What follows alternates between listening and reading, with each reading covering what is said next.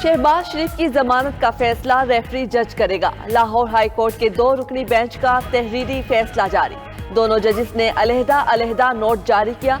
Justice Sarfaraz Dogar कहते हैं दोनों जजिस की बाहमी मुशावरत से जमानत मंजूर की गई। शॉर्ट ऑर्डर लिखने का वक्त आया तो जस्टिस अजल जावेद घुराल ने कहा इख्तलाफी नोट लिखेंगे। जस्टिस अजल जावेद घुराल का कहना है कि उन्होंने अदालत में जमानत मुस्तरद करने का कहा, लेकिन जस्टिस सरफराज डोगर ने अपने नायब कासिद के जरिए जमानत मंजूरी का ऐलान किया। कलअदम तहरीक लब्बैक के सरबराह साद रिजवी का शनाख्ती कार्ड ब्लॉक। महकमा दाखिला पंजाब ने नाम फहरिस्त शेड्यूल 4 में शामिल कर दिया।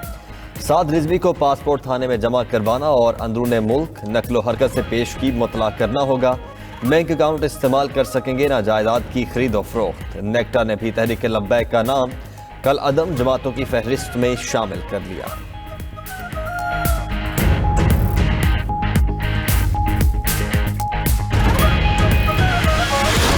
कोई आइन और कानून से बालातर नहीं, वजीर आजम इमरान खान का ट्वीट। मजीद लिखा मगरबी मुल्कों में नबी पाक सल्लल्लाहु अलैहि वसल्लम की शान में गुस्ताखी पर सजा मुकर्रर की जाए। 18 रूसी सफारतकारों को 48 घंटों में मुल्क छोड़ने का हुक्म। रूस ने जमहूरिया चेक के इल्जामात को बेहुदा करार देकर मुस्तरद कर दिया। उधर अमरीका का कहना है कि रूस के खतरनाक इकदामात के खिलाफ चेक हुकूमत के मानी खेस रद्द अमल को सराहते हैं, अपने मजबूत इत्तेहादी के साथ खड़े हैं।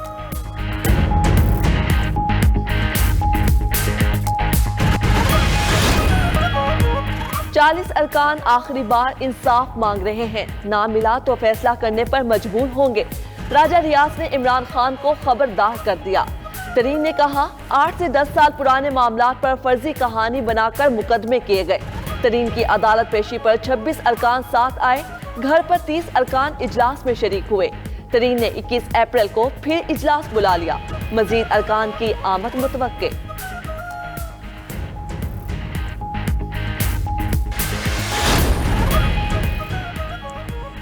एहतजाज को धमकी का रंग देना ठीक नहीं। तमाम अरकान PTI का हिस्सा हैं।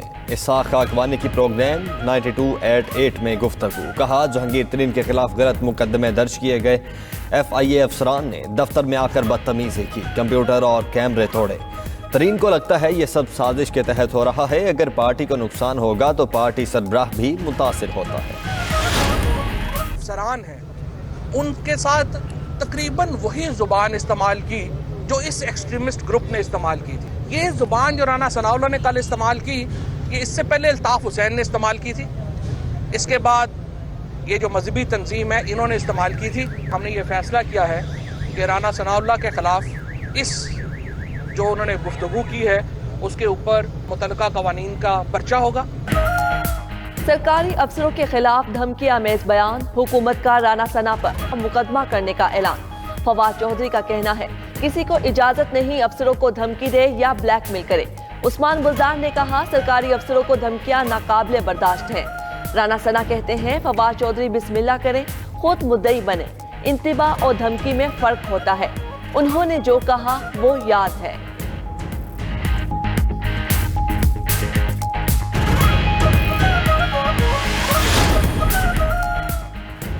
जाती उम्रा की राशि कानूनी तौर पर खरीदी, कोई बेज़ाब्ती नहीं है। अपोजिशन लीडर शहबाज शरीफ का कहना है कि हुकूमत अराजी के इंतकाल की मनसूखी जैसे हथकंडों से उन्हें झुकाना चाहती है। नून लीग के सदर से जेल में हमजा शहबाज की मुलाकात। जाती उम्रा में मुतवक्की ऑपरेशन और हुक्म इम्तनाई से तफसीली आगाह किया। शहबाज शरीफ का मामला अदालत में हल करवाने का मशवरा।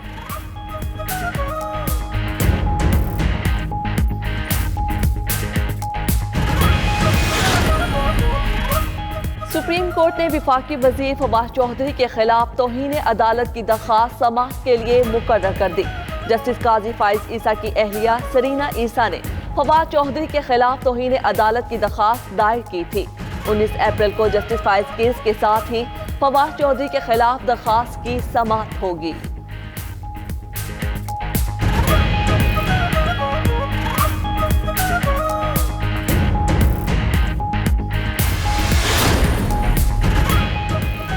ईद और रोजे का बताना साइंस एंड टेक्नोलॉजी की वजारत का काम नहीं। यह मजाक के तौर पर हो सकता है। हर वजीर की अपनी राय होती है।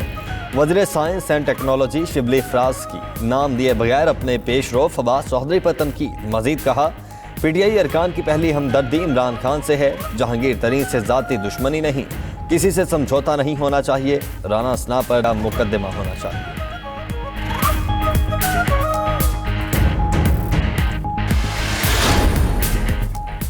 पीटीआई हुकूमत के चौथे वजीर खजाना ने हलफ उठा लिया। ऐवान सदर में शिरकत और शिबली फराज की हलफ बर्दारी की तकरीब। वफाकी काबीना में रद्दोबदल का नोटिफिकेशन भी जारी।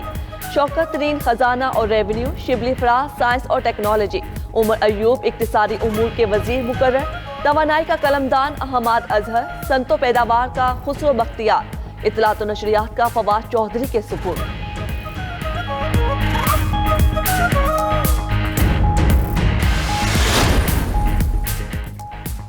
वज़ीर आला खैबर पख्तूनख्वा के 2 मशीरों और 1 मुआवने खुसूसी के इस्तीफे मंजूर। हुकूमत ने ज़ियाउल्लाह बंगेश, हिमायतुल्लाह और गज़न जमाल से इस्तीफे लिए। एक सूबाई वजीर से भी इस्तीफा लिए जाने का इम्कान। असद कैसर के भाई आकिबुल्ला और परवेज खटक के बेटे इब्राहिम खटक की काबीना में शमूलियत मुतवक्के। इस्तीफों की अंदरूनी कहानी सामने आ गई।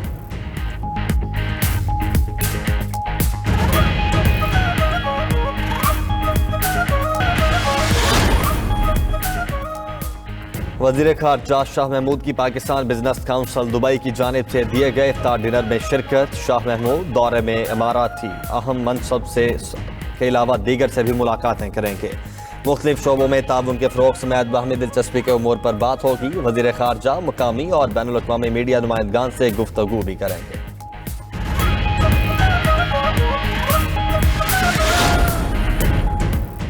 मिशन जनूबी अफ्रीका में कामयाबी, अब जिम्बाब्वे में झंडे गाड़ने की बेताबी। कौमी टीम चार्टर्ड फ्लाइट के जरिए जोहान्सबर्ग से हरारे पहुंच गई। पाकिस्तान और जिम्बाब्वे के दरमियान 3 T20 और 2 टेस्ट मैचों की सीरीज खेली जाएगी। पहला T20 मैच 21 अप्रैल को होगा। जिम्बाब्वे ने शॉन विलियम्स की जेर क़यादत T20 स्क्वाड का ऐलान कर दिया।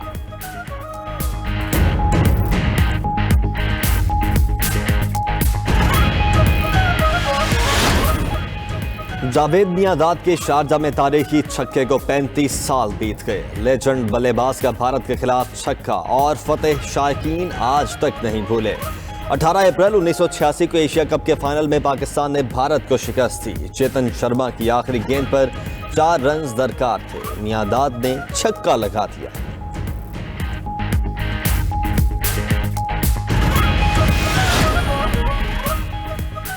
और अमेरिका में स्नोबोर्डिंग के मुकाबले अलास्का में दुनिया के टॉप स्नोबोर्डर्स ने टॉर्डरेलो पहाड़ पर कंट्रोल का भरपूर मुजाहिरा किया। मर्दों के इवेंट में नॉर्वे के मैकल बेंग ने कामयाबी हासिल की। खवातीन में कनाडा की रॉबिन वेंजन फाते रहीं।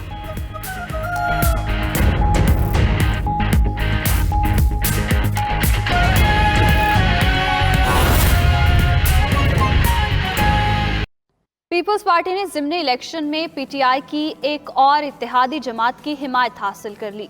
वज़ीर इत्तलात नासिर हुसैन शाह कहते हैं कि जब हुकूमत गिराने के करीब पहुंचे तो पीडीएम में झगड़ा करा दिया गया। हमारे साथ मुनाफिकाना सियासत की गई। कराची से वकास बाकिर की रिपोर्ट देखिए। एन 249 कराची ज़िमनी इलेक्शन, सियासी जमातों की जोड़ तोड़ और राब्तों और मुलाकातों का सिलसिला जारी। सिंध काबीना अरकान ने मजलिस वहदतुल मुस्लिमीन के रहनुमाओं से मुलाकात की। वज़रा ने तरक्याती मंसूबों, रोजगार और दीगर मसाइल के हल का यकीन दिलाया। MWM ने कराची ज़िमनी इलेक्शन में पीपल्स पार्टी की हिमायत कर दी। मजलिस वहदतुल मुस्लिमीन गिलगित बल्तिस्तान और बलूचिस्तान में PTI की इत्तेहादी है। दूसरी जानिब न्यूज कॉन्फ्रेंस से खिताब में वज़ीर इत्तलात सिंध ने कहा कि हुकूमत को आईनी तरीके से घर भेजना PDM एलामिये में शामिल था। हमारी पजीराई के बजाय सरबराही इजलास में झगड़ा करा दिया गया। प्राइम मिनिस्टर साहब ने वोट ऑफ कॉन्फिडेंस लिया, उसकी तो कोई आईनी हैसियत नहीं थी। वो तो 1-2 दिन में 3 दिन में किसी ने उन्हें कहा और उन्होंने एक कर दिखाया। लेकिन अब जो असल आने वाला था तो उससे पहले ही झगड़ा शुरू करा दिया गया। अब वो किसके कहने पे हुआ, क्या हुआ, ये सारी चीजें भी सबके सामने आएंगी। MKM के इल्जामात के जवाब में नासिर शाह बोले, जिन लोगों ने कराची को यहाँ के अवाम और इदारों को नुकसान पहुँचाया अब वो आंसू बहा रहे हैं, मगर उनकी सियासत सब जान चुके। यहाँ पे बोरी बंद लाशें किसने दी? ये जो स्ट्राइक होती थी, ये जलाओ गहराओ की सियासत किसने शुरू की? ये पर्ची और जो आता था भत्ते वाली, ये किसने शुरू की? लोगों को जिंदा किसने जलाया, ये क्या लोग भूल गए? लेकिन इनकी सियासत ही इस पे है। वज़ीर इत्तलात सिंध कहते हैं कि विफाकी हुकूमत का सिंध पैकेज आंखों में धूल झोंकने के मुतरादिफ है। ख्वाहिश है कि ऐलानात और दावों के बजाय अमली काम हो।